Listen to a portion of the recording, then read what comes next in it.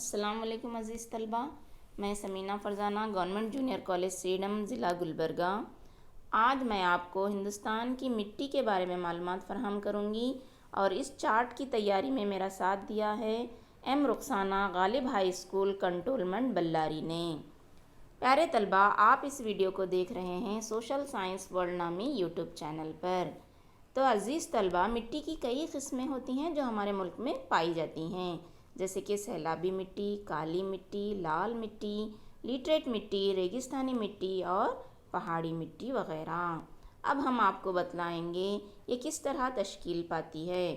سیلابی مٹی تشکیل پاتی ہے سڑے گلے مادوں سے اور دریا جو اپنے ساتھ ساحلی میدانوں میں بہا کر جو مٹی لاتی ہیں اس سے یہ مٹی تشکیل پاتی ہے۔ ہمارے ملک ہندوستان میں سیلابی مٹی کا علاقہ 15 لاکھ مربع کلومیٹر ہے۔ سیلابی مٹی اتر پردیش، بہار، مغربی بنگال، پنجاب میں پائی جاتی ہے اور سیلابی مٹی میں اگائی جانے والی فصلیں ہیں گیہوں، دھان، پٹسن وغیرہ۔ کالی مٹی کی تشکیل بسالٹ چٹانوں سے بنتی ہیں یا کروڑا سال پہلے جو آتش فشاں پھٹ پڑا تھا اس سے کالی مٹی تشکیل پاتی ہے۔ کالی مٹی کا علاقہ ہمارے ملک بھارت میں 5.46 لاکھ مربع کلومیٹر ہے۔ یہ مہاراشٹرا، مدھیہ پردیش، شمالی کرناٹکا میں دیکھنے کو ملتی ہے۔ کالی مٹی کو ہم کپاس کی کالی مٹی بھی کہتے ہیں کیونکہ کپاس، گنا، جوار اس کی اہم فصلیں ہیں۔ لال مٹی کی تشکیل گرانائٹ، ریتیلی چٹان اور دیگر چمکدار چٹانوں کے ریزہ ریزہ ہونے سے تشکیل ہوتی ہے۔ لال مٹی کا علاقہ 5.2 لاکھ مربع کلومیٹر ہمارے ملک میں پایا جاتا ہے۔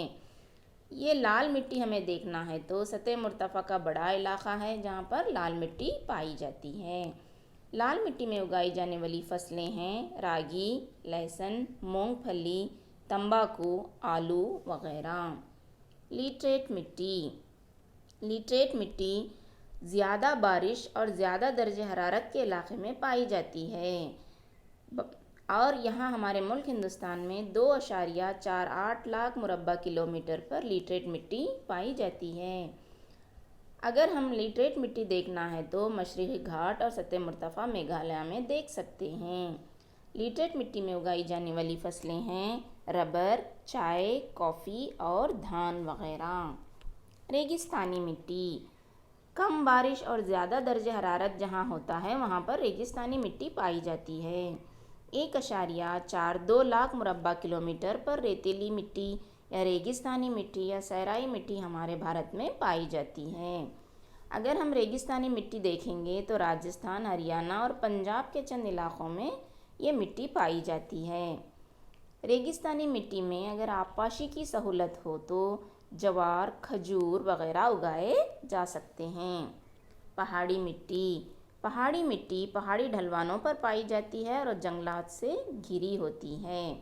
ہمارے ملک بھارت میں 2.85 لاکھ مربع کلومیٹر میں پہاڑی مٹی پائی جاتی ہے اور یہ پہاڑی مٹی ہم جموں کشمیر، ہماچل پردیش، منی پور میں دیکھ سکتے ہیں۔ پہاڑی مٹی میں اگائی جانے والی فصلیں ہیں چائے، کافی اور پھل۔ عزیز طلبہ، مٹی کے تحفظ یا مٹی کے کٹاؤ کو روکنے کے لیے ہمیں کیا کرنا چاہیے؟ سب سے پہلے ہمیں یہ دیکھنا چاہیے کہ مٹی کے کٹاؤ کے وجوہات کیا ہیں۔ مٹی کے کٹاؤ کے وجوہات ہیں کثیر چرواہی یعنی مویشیوں کو چرانا، منتقلی زراعت کا رواج، ایک جگہ سے دوسری جگہ زراعت کو منتقل کرنا جس سے مٹی کا کٹاؤ ہوتا ہے۔ نیکسٹ، جنگلات کی تباہ کاری بھی مٹی کے کٹاؤ کی ایک وجہ ہے۔ اس کے علاوہ غیر سائنسی طریقوں سے ہمارے کسان کاشتکاری کرتے ہیں جس کی وجہ سے مٹی کا کٹاؤ ہوتا ہے۔ اب ہمیں یہ جاننا چاہیے کہ مٹی کے کٹاؤ کے نتائج کیا ہوتے ہیں، اس کے نقصانات کیا ہوتے ہیں۔ زمین کی زرخیزی کا خاتمہ ہو جاتا ہے، بار بار سیلاب آنے لگتے ہیں، زرعی پیداوار میں کمی آتی ہے اور تالابوں، ندیوں میں گاد جمع ہو جاتا ہے جس کی وجہ سے پانی کو ذخیرہ کرنے کی جگہ کم ہوتی چلی جاتی ہے۔ اب ہمیں یہ کرنا چاہیے کہ مٹی کے تحفظ کے لیے چند اقدامات اٹھانے چاہئیں۔ وہ اقدامات ہیں جنگل بانی کرنا یعنی دوبارہ جنگل لگانا، چرواہی پر قابو پانا، چیک ڈیم بنانا اور کنٹور کاشتکاری کرنا۔